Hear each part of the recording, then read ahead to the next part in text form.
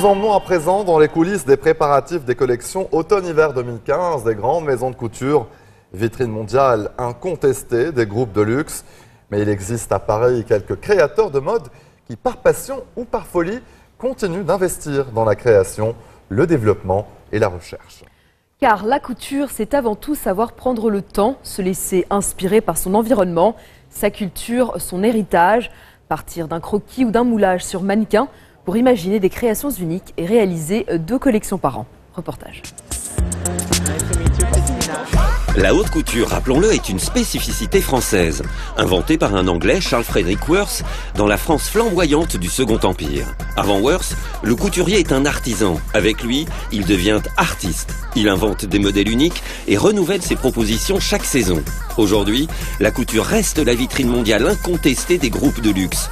Mais il existe à Paris quelques créateurs de mode qui, par passion ou par folie, continuent d'investir en création, développement et recherche.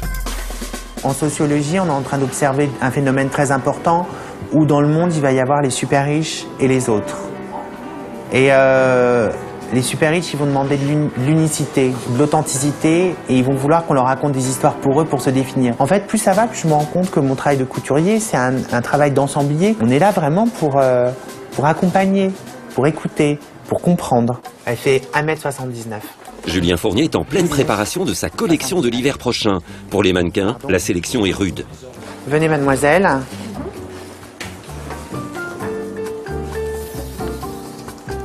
1,14 m de jambes, ça sera pas possible. Non, elle est toute petite, c'est une petite mimine. Oui. Le minimum requis est de 1,80 m. Elle est jolie, hein, mais elle est trop petite.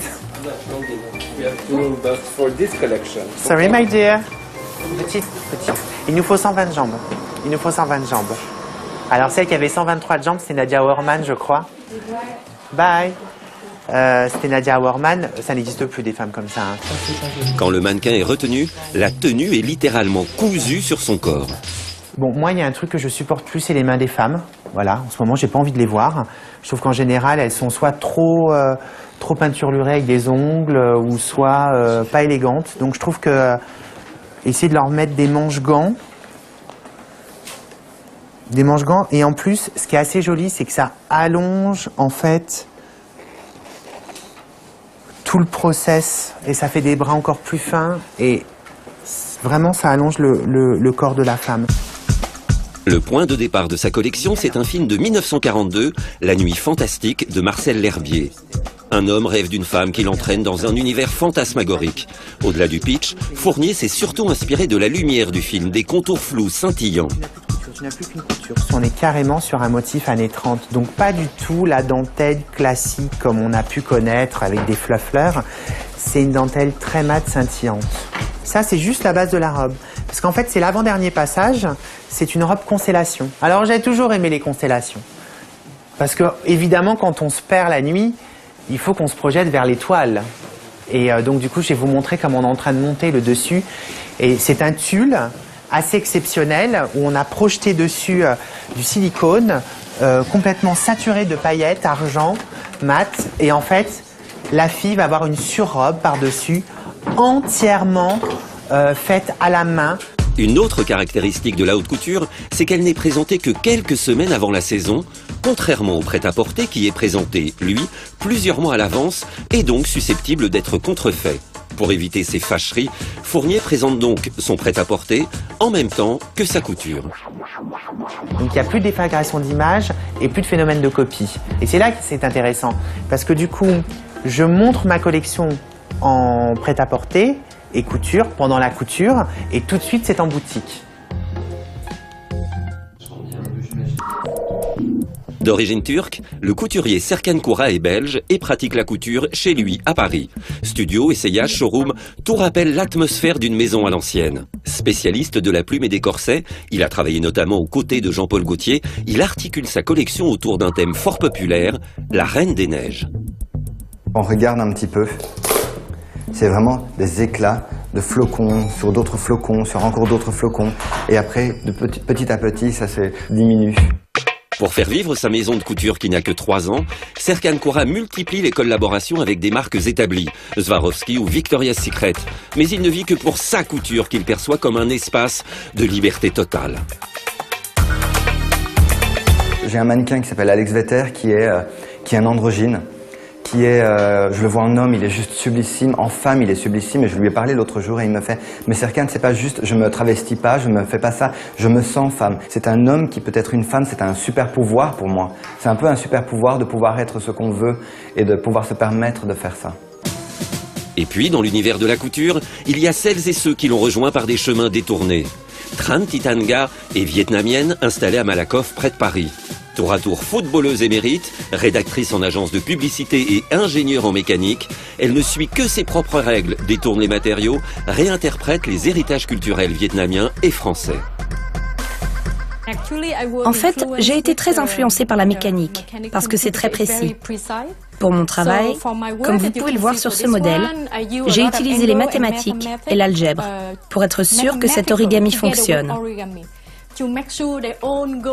Là, c'est plat, mais quand vous le posez sur un corps, cela prend la forme du corps. Cela demande beaucoup de calculs. Et je pense que mes études m'ont vraiment beaucoup aidé. Pour cette robe, Tran Thi Nga noue des centaines de mètres d'un unique fil de soie. À raison de 10 heures de travail par jour, l'ouvrage sera terminé dans quelques semaines. La haute couture, c'est avant tout prendre le temps.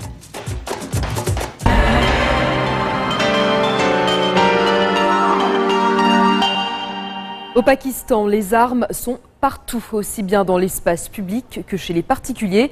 Pas un VIP digne de ce nom n'accepterait d'être vu sans ses gardes lourdement armés. Le nombre d'armes détenues par les civils, légalement ou non, est estimé à au moins 18 millions, soit plus de 11 armes pour 100 personnes. Une tendance qui s'est accentuée ces dernières années alors que la situation sécuritaire du pays continue de se détériorer. Depuis février, il est même devenu possible pour les avocats d'obtenir une licence pour une arme par ailleurs interdite, telle qu'une Kalachnikov. Aujourd'hui, on trouve des armes en grand nombre dans tout le Pakistan et dans toutes les strates de la société. Elles servent aux terroristes, aux criminels, aux cartels de la drogue, ainsi qu'à tous ceux qui veulent se protéger de ces groupes et n'ont pas confiance en la capacité de l'État à assurer leur sécurité. C'est un reportage de Claire Debusier et Taha Sidi. Latif Afridi ne se déplace jamais sans ses hommes de main. 3 gardes armés, un dispositif indispensable au Pakistan pour les avocats comme lui, constamment sous la menace des talibans. Au mois de mars dernier, une bombe a été trouvée juste devant chez lui. Depuis, 2 gardes supplémentaires sont venus renforcer sa sécurité. C'est une forme de dissuasion, vous voyez. Tout le monde veut vivre, à part les kamikazes, ceux qui ont subi un lavage de cerveau. Mais autrement, tout le monde veut vivre. Donc quand ils voient que j'ai des armes, là c'est sûr, ils n'osent pas m'attaquer.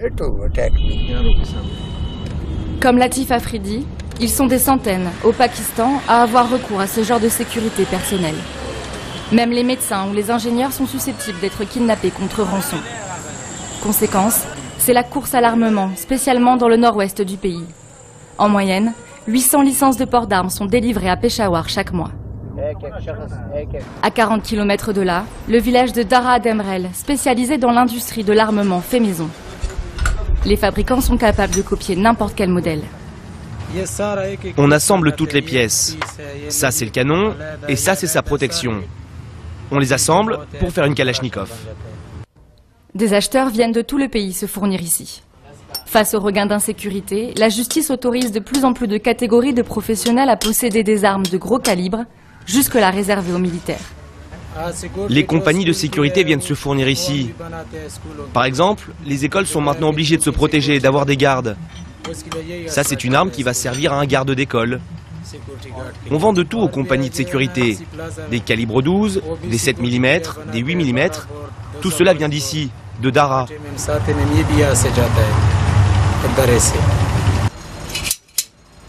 18 millions d'armes, légales ou illégales, circulent en ce moment au Pakistan. Pour Pervez Oudboy, militant des droits de l'homme, cette prolifération est le signe de l'échec de l'État pakistanais. Les maisons des riches au Pakistan sont entourées de fils barbelés. Il y a des gardes privés et ces gardes ne portent pas seulement des pistolets, ils ont des fusils, des armes automatiques. C'est pour cela que nos villes ressemblent de plus en plus à de petites forteresses à l'intérieur de forteresses. Our cities are looking like little fortresses, mini fortresses within fortresses. Cette mosquée chiite de Rawalpindi ressemble à l'une de ces petites forteresses. Cette minorité musulmane est régulièrement la cible de groupes extrémistes. Au moins 4 mosquées chiites ont été attaquées depuis le début de l'année au Pakistan. Najam Jafferi, l'administrateur, a recruté 2 gardes. Leurs salaires et leurs armes sont payés par la communauté. Les policiers ne sont pas fiables, désolé de dire ça. Parfois ils viennent, parfois non. On ne peut pas compter sur la police. On compte sur nos propres gardes pour fouiller les gens et assurer notre sécurité.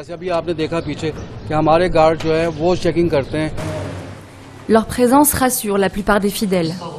Pour d'autres, ce n'est pas une réponse suffisante face à la violence et au terrorisme. Les armes ne sont pas la solution. C'est de la mentalité des terroristes dont on doit se débarrasser. Récemment, le ministère de l'Intérieur a annoncé vouloir réexaminer toutes les licences de port d'armes avant la fin de l'année. Jusqu'à présent, les annonces de régulation n'ont jamais été suivies d'effet. Et chaque année, ce sont plus de 13 000 personnes qui sont tuées par des armes à feu au Pakistan. Souvenez-vous, en décembre dernier, un commando taliban faisait irruption dans une école de Peshawar, tuant 150 personnes, dont 132 élèves. Depuis, les enseignants pakistanais ont le droit d'apporter un fusil en classe. Certains ont même reçu une formation sur le maniement des armes à feu, des mesures qui doivent permettre de renforcer la sécurité dans les établissements scolaires. Restez sur notre antenne, on se retrouve dans quelques instants. A tout de suite.